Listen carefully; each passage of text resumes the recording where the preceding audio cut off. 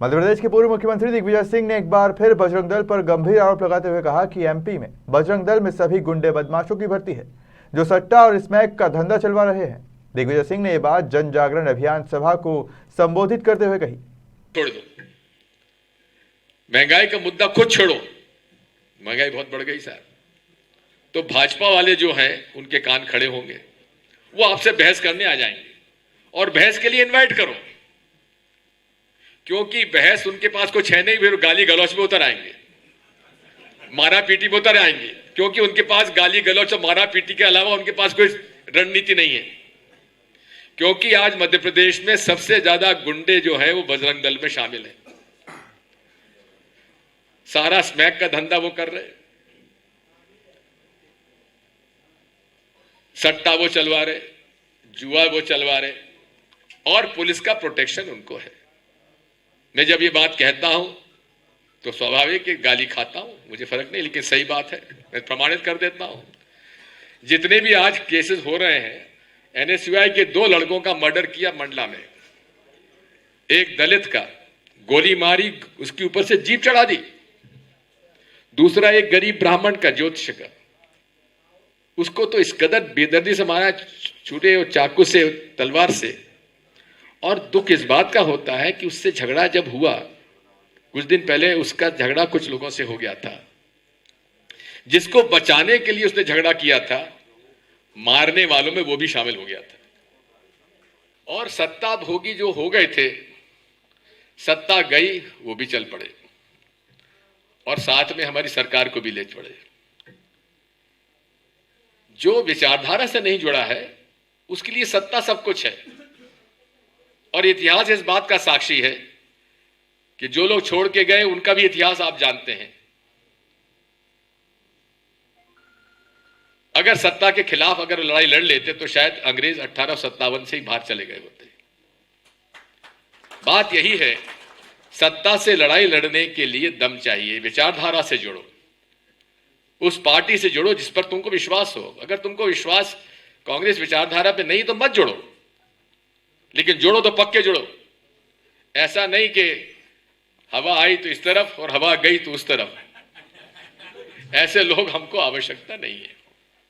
लड़ाई लड़ने के लिए तैयार के लिए ये जन जागरण अभियान शुरू किया गया है, और पहला जन जागरण अभियान हमारा जो है उसमें महंगाई पर विषय लिया गया है। इस महंगाई पर विषय को लेकर हमें जन जन तक जाना है।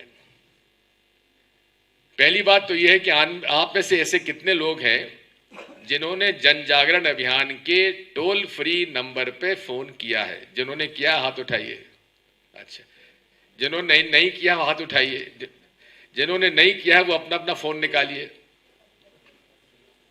अपना फोन निकाल लीजिए जिन्होंने नहीं किया है। ठीक है, तैयार हो जाओ तो मुझे बता देना। तैयार हो? अच्छा, जो मैं अभी डायल मत करना, मैं बता रहा हूं ऐसे उसकी प्रोसीजर क्या है। जो मैं नंबर बताऊंगा उसको डायल करोगे, 1 घंटी आएगी, घंटी बंद हो जाएगी, उस पर आपको मैसेज आएगा। मैसेज जो आएगा वो जन जागरण अभियान को जुड़ने का एक निमंत्रण होगा कि क्या आप महंगाई के लिए लड़ाई लड़ने तैयार हैं।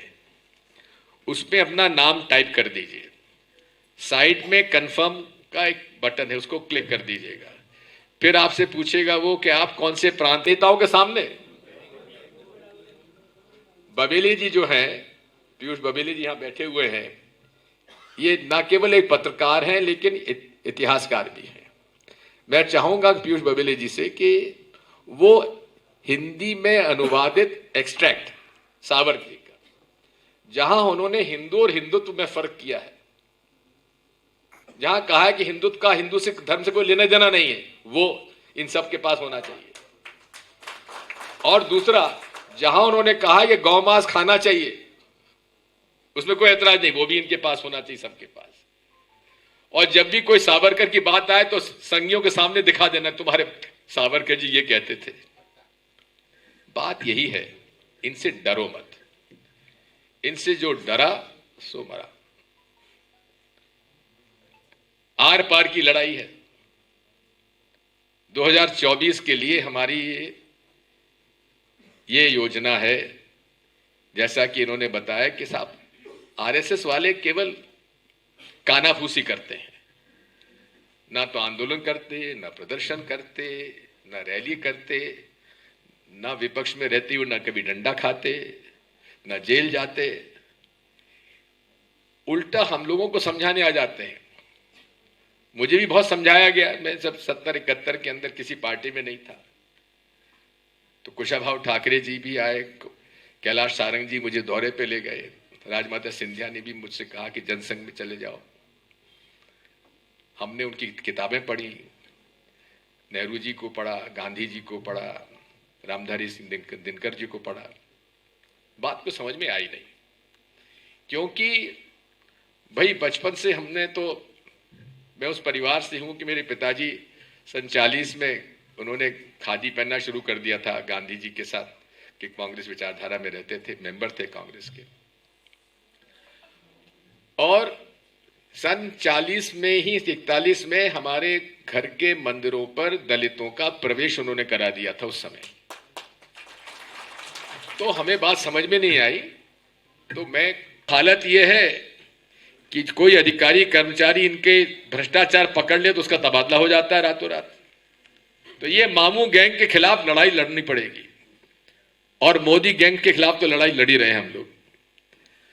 इसीलिए आज ये ट्रेनिंग प्रोग्राम हमारा शुरू हो रहा है। बाकी डिटेल्स में तीर साहब आपको बताएंगे।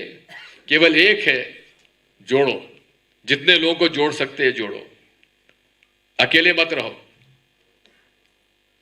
और कभी कोई बात आए, कोई ऐसा व्यक्ति, हमारे साथ जितने बैठे हैं, उनको लगता है कि हमें फला भाजपा के प्रश्न का उत्तर हमारे पास नहीं है, आपको स्वतंत्रता है, आप पूछिए, मैं उसका जवाब दूंगा, आपको उत्तर दूंगा। कोई ऐसा व्यक्ति है जो पूछना चाहे कि भाई कांग्रेस में यह खराबी है जिसकी भाजपा को हम लोग उत्तर नहीं दे पा रहे हैं, तो पूछने के लिए आप पूछिए, मैं उत्तर देने तैयार हूं। चलिए, कोई प्रश्न पूछने तैयार है नेताओं के सामने? बबेली जी जो हैं, पीयूष बबेली जी यहां बैठे हुए हैं, ये ना केवल एक पत्रकार हैं लेकिन इतिहासकार भी हैं। मैं चाहूंगा पीयूष बबेली जी से कि वो हिंदी में अनुवादित एक्सट्रैक्ट सावरकर का, जहां उन्होंने हिंदू और हिंदुत्व में फर्क किया है, जहां कहा है कि हिंदुत्व का हिंदू सिख धर्म से कोई लेना देना नहीं है, वो इन सब के पास होना चाहिए। और दूसरा, जहां उन्होंने कहा कि गौ मांस खाना चाहिए, उसमें कोई ऐतराज नहीं, वो भी इनके पास होना चाहिए, सबके पास। और जब भी कोई सावरकर की बात आए तो संगियों के सामने दिखा देना, तुम्हारे सावरकर जी ये कहते थे। बात यही है, इनसे डरो मत, इनसे जो डरा सो मरा। आर पार की लड़ाई है। 2024 के लिए हमारी ये योजना है, जैसा कि इन्होंने बताया कि साहब आरएसएस वाले केवल कानाफूसी करते हैं, ना तो आंदोलन करते, ना प्रदर्शन करते, ना रैली करते, ना विपक्ष में रहते हुए ना कभी डंडा खाते, ना जेल जाते, उल्टा हम लोगों को समझाने आ जाते हैं। मुझे भी बहुत समझाया गया, मैं जब 70-71 के अंदर किसी पार्टी में नहीं था, तो कुशाभाऊ ठाकरे जी भी आए, कैलाश सारंग जी मुझे दौरे पे ले गए, राजमाता सिंधिया ने भी मुझसे कहा कि जनसंघ में चले जाओ। हमने उनकी किताबें पढ़ी, नेहरू जी को पढ़ा, गांधी जी को पढ़ा, रामधारी सिंह दिनकर जी को पढ़ा। बात को समझ में आई नहीं, क्योंकि भाई बचपन से हमने तो, मैं उस परिवार से हूं कि मेरे पिताजी सन 40 में उन्होंने खादी पहनना शुरू कर दिया था गांधी जी के साथ, कि कांग्रेस विचारधारा में रहते थे, मेंबर थे कांग्रेस के। और सन 40 में ही 41 में हमारे घर के मंदिरों पर दलितों का प्रवेश उन्होंने करा दिया था उस समय। तो हमें बात समझ में नहीं आई।